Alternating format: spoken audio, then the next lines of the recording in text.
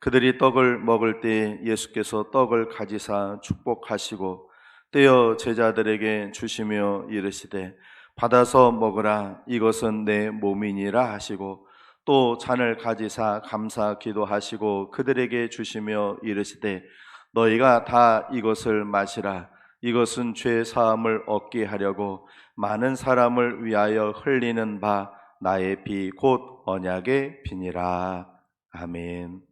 기도하겠습니다. 하나님 아버지 감사합니다. 대강절 넷째 주일에 하나님 앞에 달려나와서 예배하며 이제는 주의 말씀을 들으려고 합니다. 성령님께서 우리 안에 임하여 주셔서 필요한 은혜들을 채워 주셔서 하나님 성전에 올 때는 저희들이 텅 빈 배같이 빈 심령이었지만 예배 끝나고 돌아갈 때는 하나님의 은혜로 가득 채워 하나님 저희들이 돌아갈 수 있도록 은혜 되려 주시옵소서. 말씀을 증거하는 부족한 종을 하나님께서 공의히 여기시고 주의 도구로 사용하여 주옵소서. 예수님 귀하신 이름으로 기도합니다. 아멘. 한번 따라해 보실까요? 하나님을 기쁘시게 하는 교회.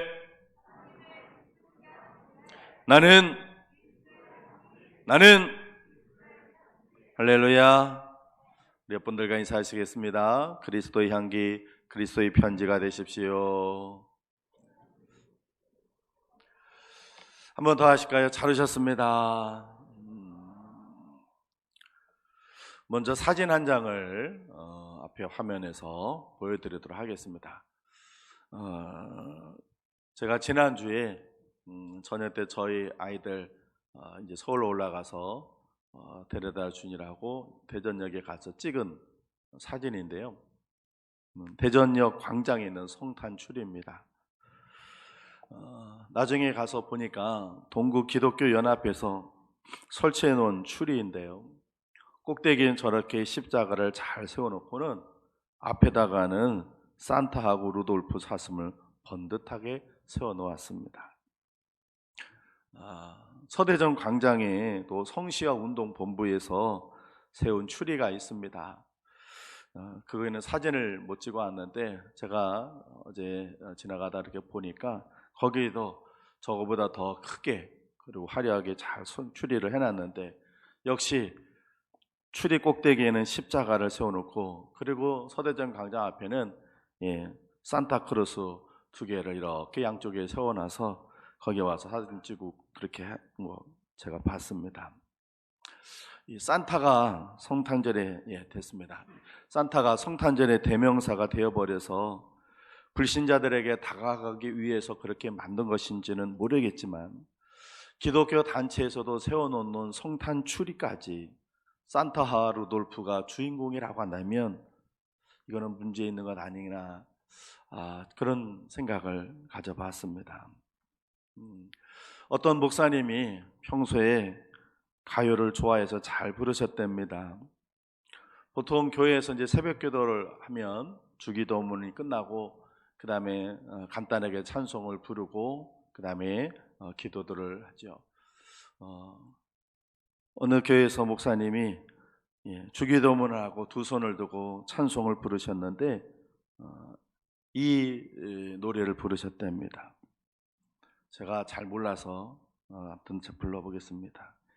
이른 아침에 잠에서 깨어 너를 바라볼 수 있다면 그 다음에 가사가 뭔지 아세요? 아세요? 제가 보니까 물 한 개 피는 강가에 서서 작은 미소로 너를 부른다. 목사님 부르다가 그 다음에 가사가 물 한 개 막 그러니까 이 찬송가 가사에 그런 게 없잖아요. 그래서 목사님이 노래 부르다가 깜짝 놀라가지고 눈을 떠보니까 교인들이 두 손 들고 다 눈을 동그랗게 뜨고서는 그리고 목사님만 쳐다보더랍니다. 제가 그 얘기 듣고 얼마나 웃었는지. 목사님이 평소에 그 노래를 좋아가지고 그 노래를 그냥 자주 부르고 그러다 보니까 입에 너무 익숙해져서 찬송을 부른다고 한 게 그게 나왔는데 그래도 다행히 너를 바라볼 수 있다면 주를 바라볼 수 있다면 그렇게 또 불렀다는 거예요. 마찬가지로 여러분, 우리가 성탄절을 세상 사람들이 지내는 것처럼 익숙하게 보내면요, 성탄절이 아니고 우리도 성탄절을 휴일처럼 보낼 수 있습니다. 성탄추리에 예수님이 아니라 산타를 장식해 놓은 그런 기독교 지도자들이나 새벽 기도회 때 유행가 부르신 목사님처럼 그렇게 실수를 하지 않으려면 우리는 성탄을 제대로 배워야 합니다. 성탄을 통해서 우리가 배워야 할 것에 대해서 지금 3주째 말씀을 전해드리고 있습니다. 첫 번째, 성탄을 통해 우리가 배워야 할 것은 뭐냐면 복종. 예수님이 하나님께 복종하신 것처럼 그렇게 복종, 순종을 배워야 한다 말씀을 드렸습니다. 그리고 지난주에는 희생에 대해서 말씀을 드렸습니다. 오늘은 그 세 번째 시간인데 한번 따라해 보실까요? 성탄이라 쓰고 나눔이라 읽는다. 다시 한번 할게요. 성탄이라 쓰고 나눔이라 읽는다. 그렇습니다. 오늘 본문은 예수님께서 잡히시기 전날 밤에 제자들과 가지신 성만찬에서 주님이 하신 말씀입니다. 주님은 당신의 몸과 피를 우리를 위해 나눠주셨습니다. 주님은 당신의 생명을 나눠주시기 위해서 우리에게 나눠주시게 이 땅에 오셨습니다. 그렇게 바로 오신 날, 그날이 바로 성탄절인 겁니다. 그래서 성탄절은 나눔절입니다. 우리도 주님을 본받아서 나누는 삶을 살아야 할 줄로 믿습니다. 그러면 무엇을 나눠야 할까? 첫 번째는 생명을 나눠야 합니다. 주님은 우리에게 당신의 영원한 생명을 나눠주셨습니다.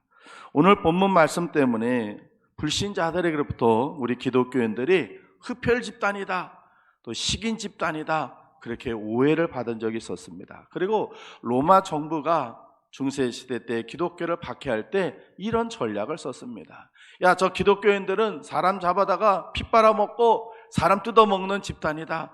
그래서 기독교를 박해를 했습니다. 하지만 기독교는 흡혈 집단이 아니고 식인 집단이 아닙니다. 여기서 몸과 피는 바로 주님의 영원한 생명을 상징하는 것입니다. 주님은 당신의 영원한 생명을 우리에게 나눠주셨습니다. 그래서 지금 저와 여러분도 영원한 생명을 가지고 있고 앞으로 영원한 생명을 누리게 될 줄로 믿습니다. 할렐루야. 이것을 우리가 나눠야 합니다. 우리의 가족들, 친지들, 우리 친한 친구들, 동료들, 이웃들 가운데 많은 이들이 영원한 생명을 받지 못해서 죽어가고 있습니다. 지금 코로나가 전 세계를 휩쓸고 있습니다. 이 코로나로 인해 가장 큰 피해를 입은 사람들은 자영업자들이 아닙니다. 소상공인들이 아닙니다. 바로 죽어가는 영혼들입니다. 이 코로나로 인해서 전도의 문이 완전히 닫혀버렸습니다. 예전 같으면 연말에 교회들마다 새가족 환영회 해가지고 몇 명, 부흥하는 교회들은 몇십 명씩 새가족들을 환영하는 그런 행사들을 했습니다. 그 중에는 타 교회에서 전해본 사람들 있지만 처음 주님을 만나서 신앙생활하는 그런 구원받은 자들이 있습니다. 그런데 지금 올해에는요, 그런 새가족들이 교회마다 완전히 전무했습니다. 아마도 기독교 역사상 이렇게 영혼 구원이 꽉 막힌 때도 없었을 것입니다. 새 가족은커녕 그동안 아슬아슬하게 교회를 다니던 성도들이 지금 점점 떨어져 나가고 있습니다. 문고리 신방이니 온라인 신방이니 어쨌든 몸부림쳐보지만 떨어져 나가는 영혼들을 다 붙잡을 수는 없습니다. 사랑하는 성도 여러분, 주님이 당신의 생명을 우리에게 나눠주신 것처럼 우리도 우리의 생명을 다른 이들과 나눠야 할 줄로 믿습니다. 여러분 주변에 죽어가고 있는 영혼을 그냥 바라보고만 있지 마십시오. 그들에게 복음을 전해야 합니다. 그들을 주님께로 데리고 나와야 합니다. 비록 어렵고 힘들더라도 한 번 해서 안 되면 두 번, 두 번 해서 안 되면 세 번, 네 번 계속해서 복음을 전해서 비록 코로나 때문에 교회에 오는 걸 두려워하고 코로나 때문에 교회에 대한 이미지가 나빠져서 교회 가면 무슨 전염병이 온상진 줄 알고 교회 가면 큰일 나는 줄 알고 있는 그런 사람들, 그런 세상이라 할지라도 우리는 열심히 복음을 전해야 합니다. 예전에 병원에 가가지고요, 한번 신방을 갔을 때 의사들이 인공호흡, 심폐소생술이죠. 그걸 하는 걸 봤어요. 돌아가신 우리 교회 분의 지인분이라 기도해 주러 갔더니 벌써 이미 삐. 그런데 의사들이 거기에 탁 둘러서 가지고요, 팍 가슴머리요. 그냥 남자 의사가 올라가서 팍 하는데 얼마나 막 땀이 막, 그러다가 막 이 사람이 지치니까 다음 사람이 나와가지고 그렇게 하기를 한 30분 40분 하더라고요. 저는 그때 알았어요. 야, 의사들이 생명 살리는 거 이렇게 목숨 걸고서 하는구나. 저는 그저 하다가 그냥 그렇게 그냥 삐 하면은 조금 몇 번 하다가 끝나는 줄 알았어요. 근데 그렇지 않더라고요. 가서 기도주고 난데 몸이 안 좋으시다. 그러던 결국은 세상을 떠나시긴 하셨는데, 그 한 사람을 살리게 의사들이 여러 명이 달라붙어 가지고는 막 녹초가 되도록 심폐소생술하는 걸 제가 봤어요.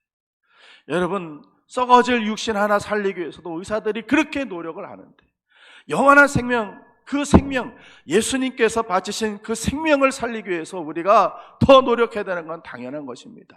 예수님께서 그 영원한 생명을 나눠주시게 이 땅에 오신 날이 성탄절이고요, 그 성탄절을 통해서 우리가 배워야 되는 것은 바로 이 영원한 생명 나눔입니다. 사랑하는 성도 여러분, 여러분 주변에 주님의 생명 주심을 믿지 않고 받아들이지 않고 지금 죽어가고 있는 영혼이 있다고 한다면 그분에게 여러분의 생명을 나눠주시길 주 이름으로 축원을 드립니다. 힘써서 노력하셔서 주님께서 여러분에게 생명을 나눠주셔서 지금 여러분에게 영원한 생명이 주어진 것처럼 여러분 주변에 지금도 지옥으로 달려가고 있는, 죽어가고 있는 그 영혼들에게 영원한 생명을 나누는 여러분 되시길 주의 이름으로 축원을 드립니다. 두 번째 우리가 나눠야 할 것은 무엇입니까? 양식입니다. 주님은 영원한 생명만 나눠주신 것이 아니라 당신의 몸을, 당신의 피를 우리에게 나눠주셨습니다. 나눔을 영적인 것만 해서는 힘이 없습니다. 나눔은 실체적이어야 되고 물질적이어야 하고 행동적이어야 합니다.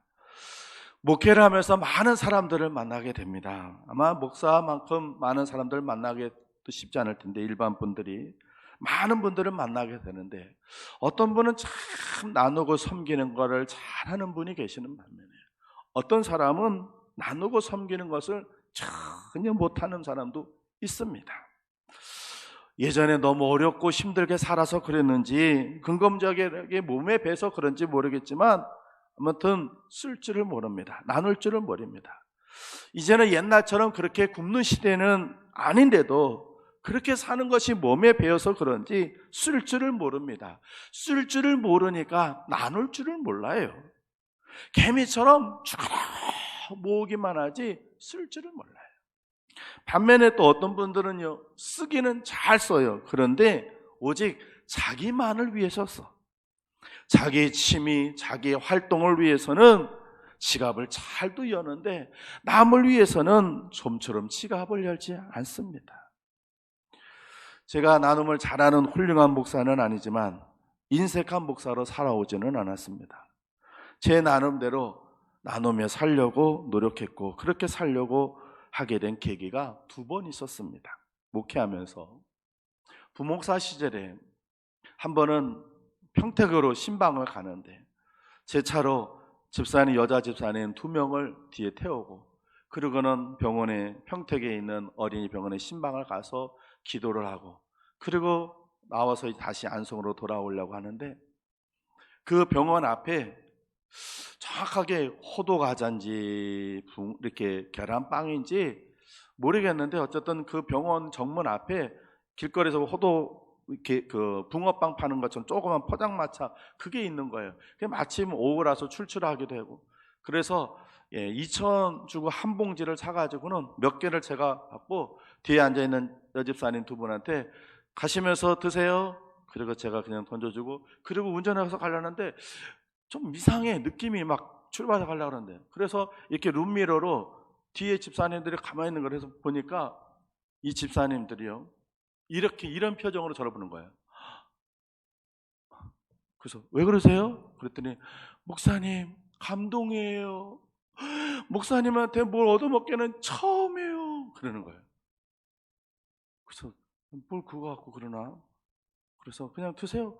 그리고 운전하고 오면서 저분들이 그래도 신앙생활을 몇 년은 하셨던 분들인데 어떻게 목사한테 이런 거 하나 얻은 것 같고 저렇게 감동을 하고 그럴까? 참 목사들이 못 나눴구나 이런 생각을 갖게 됐어요. 그리고 결정적으로 또 한 가지 사건이 있었는데 원로 장로님 한 분하고 그때도 평택으로 신방을 갈 때였어요. 신방을 갔다가 원로 장로님하고 돌아오는 길에 마침 점심때가 됐어요. 근데 평택대학교, 안성하고 평택 그 중간에 평택대학교가 있는데 그 평택대학교 바로 옆에 그때 지금은 있는지 모르겠어요. 팥 칼국수집이 있었어요. 근데 한 번은 어디 신방을 갔는데 집사님이 신방대원들하고 다 같이 거기까지 가가지고 팥칼국수를 사요. 저는 그때 팥 칼국수를 처음 먹어봤어요. 근데 맛있더라고요. 일반 칼국수, 제가 뭐 해물 칼국수 그런 거는 여러 번 먹었는데 그런 맛있더라고요. 마침 오는 길이 그 길이라서 그래서 제가 장로님 여기 평택대학교 옆에 팥 칼국수집이 있는데 제가 한 그릇 사드릴 테니까 같이 드시고 가시죠. 그랬어요. 그분이 원로 장로님이라 이제 생활도 넉넉하지 않으셔서 제가 좀 섬겨야겠다 싶어서 그러고는 거기 식당에 가가지고 팥칼국수를 장로님하고 저하고 둘이서 시켜서 이제 기도하고 막 먹으려고 그러는데 그 장로님이 저한테 이렇게 얘기하세요. 목사님, 저 아버지 뻘 되시는 장로님이 저한테 이렇게 얘기하시더라고요. 목사님 존경합니다.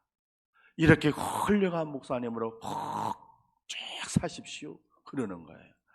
아니 팥칼국수 하나 사드렸더니 저보다 아버지 뻘 되는 장로님이 저를 존경한다 그러고 이렇게 훌륭한 목사로 꼭 살아라고 그러는 거예요.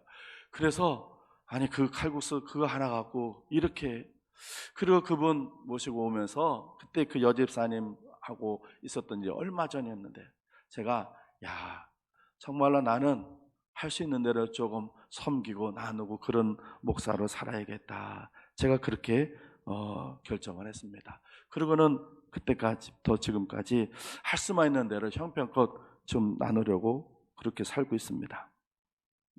어쩌면 여러분들 중에 아니 목사님 딴 사람은 사주시는데 저는 왜 안 사주셨어요? 뭐 그러실지 모르겠는데 여러분 올해 지난번에 도너츠 드시고 책 드리고 그 전에 떡 드리고 다 그거 제가 한 거예요. 그러니까 그거 뭐 안 사주냐고 그러면은 1대1로 만난 것만 그렇게 생각하시면 안 돼요. 원래 준 사람은 생각하고 받은 사람은 늘 잊어먹는 거니까. 근데 여러분 제가 한경진 목사님처럼 제 사례비를 다 털어서 이웃들에게 나눠주고 그런 거는 아니었어요. 단지 제 용돈 중에 아주 작은 일부를 저는 다른 일과 나누는 것이었습니다. 그런데 여러분 그거 알고 계세요? 나누면 행복해져요. 받는 것보다 주는 것이 더 행복해요.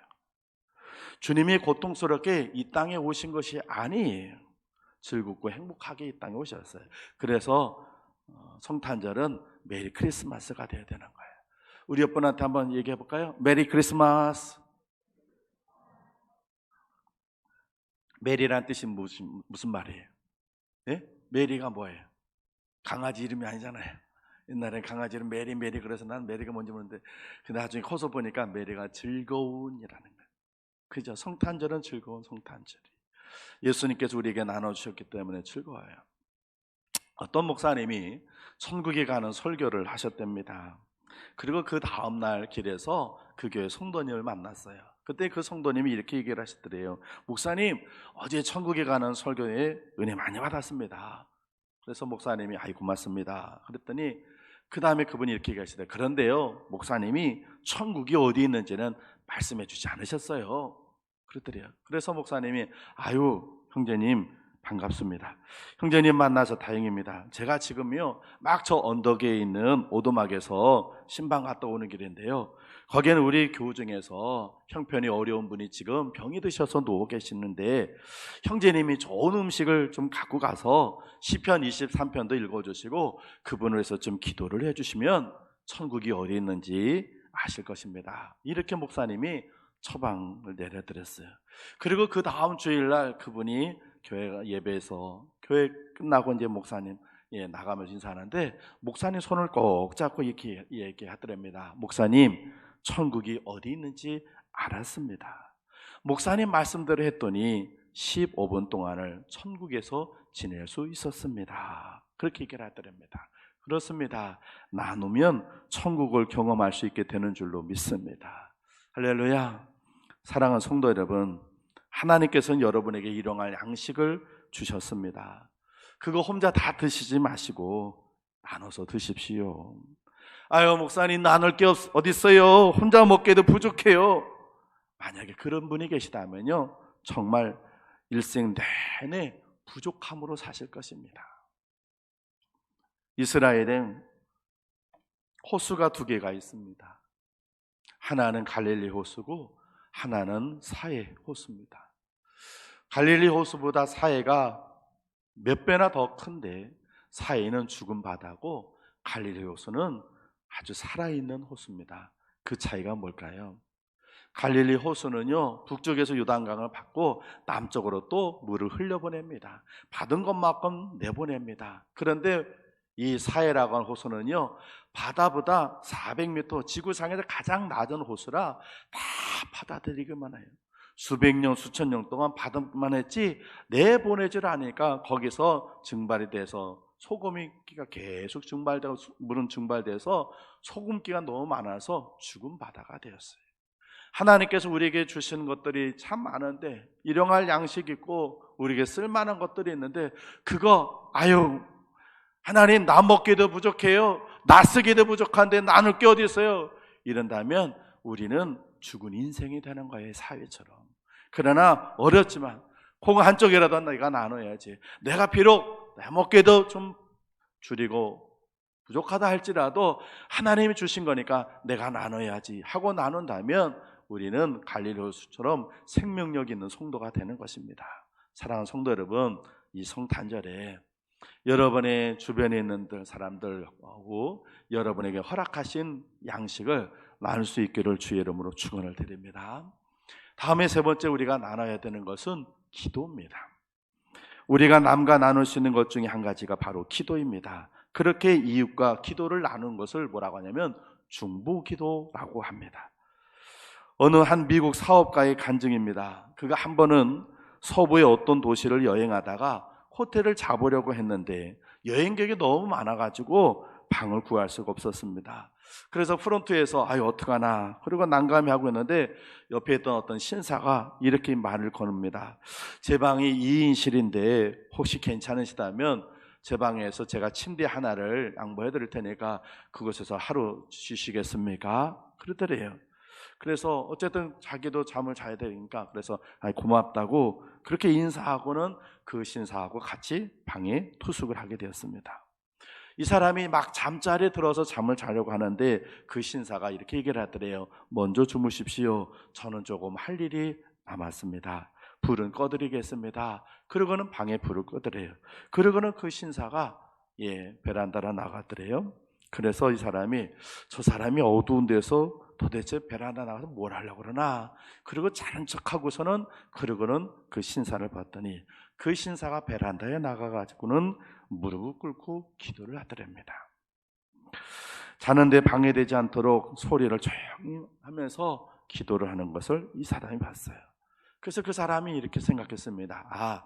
저 사람은 교회 다니는 사람 같은데 뭔가 지금 큰 문제가 있어서 이 밤에 저렇게 잠을 안 자고 저렇게 베란다에 나가서 무릎 꿇도록 기도하는구나. 그렇게 생각하고는 잠이 들고, 그리고 다음날 아침에 일어나가지고는 얘기하다가 그 신사에게 이 사람이 이렇게 물어버렸답니다.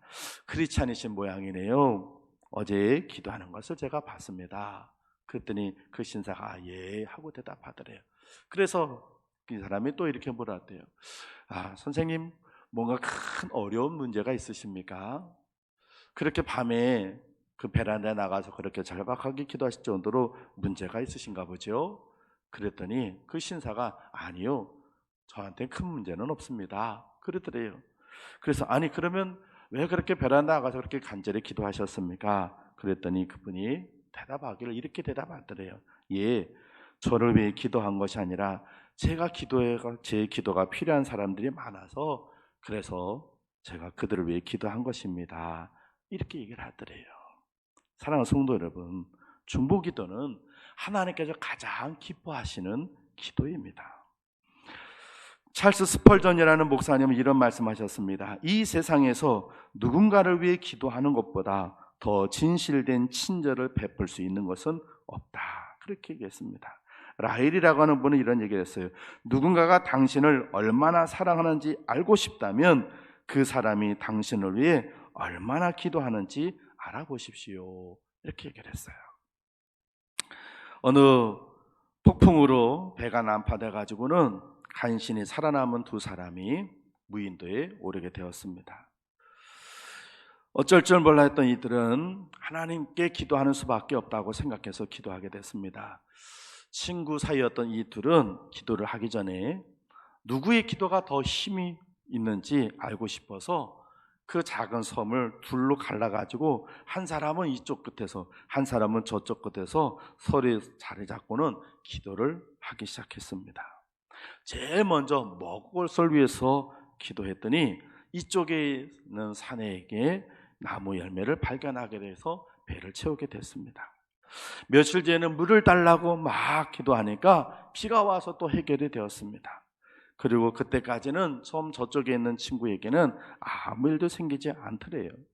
마지막으로 섬을 벗어날 수 있는 배를 보내달라고 기도하니까 이쪽 사내에게 배 한 척이 밀려오더랍니다. 그래서 이쪽에 있는 친구가 저쪽에 있는 친구를 보면서 저렇게 응답이 없으니, 저렇게 기도하는데도 응답이 없으니까 아마 저 친구는 뭔가 하나님 앞에 큰 잘못을 하고 그래서 하나님께 축복을 못 받는 위인인가 보다, 그렇게 생각하고는 그를 남겨주고는 떠나라고 했습니다.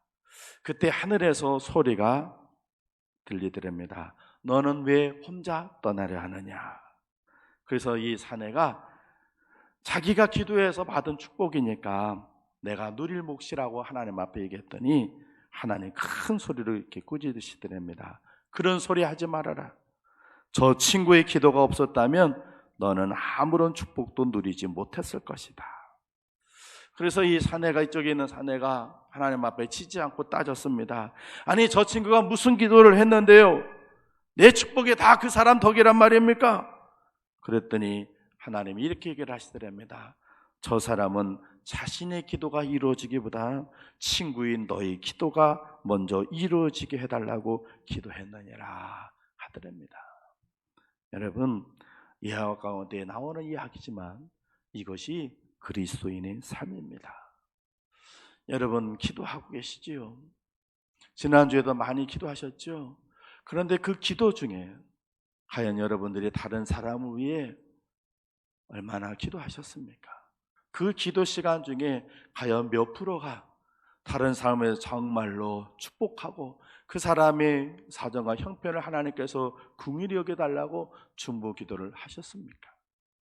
그저 나를 위해서, 내 자식들을 위해서, 나의 인생의 문제를 위해서는 하나님 앞에 금식도 하고 막 열심히 기도하면서 정작 다른 이들을 위해서는 하나도 기도하지 않고 그저 스쳐 지나가도 그저 기도하는 것이 우리의 모습 아닙니까? 주님은 우리를 위해서 삶을 나눠주시고 생명도 주시고 바로 그렇게 기도도 해주신 분이니, 그래서 그분의 그 기도 때문에 우리가 이렇게 살게 되었습니다.